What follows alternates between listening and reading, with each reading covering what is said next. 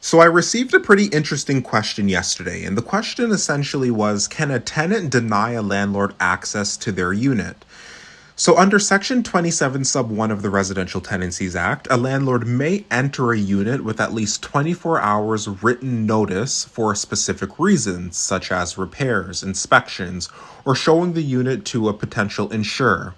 Another reason would be that the landlord wants to ensure that the unit is being kept in a state fit for habitation. However, the key word here is reasonable.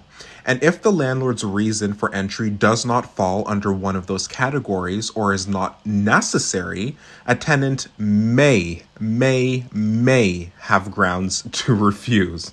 So, for example, if a landlord wants to change bathroom door handles that are fully functional, this would likely be considered a cosmetic repair, not a necessary one.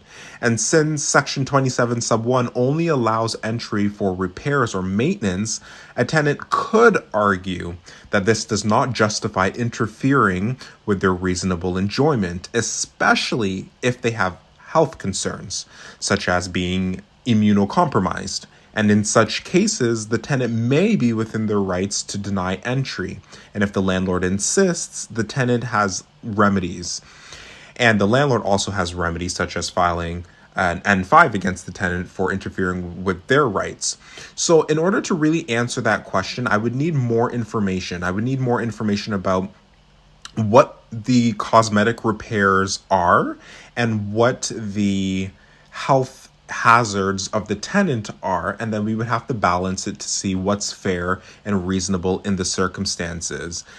Every case is different. That's why I said may 5 times, because the tenant may have grounds to refuse, but they may not. I would need a lot more information to be able to give a more concrete answer.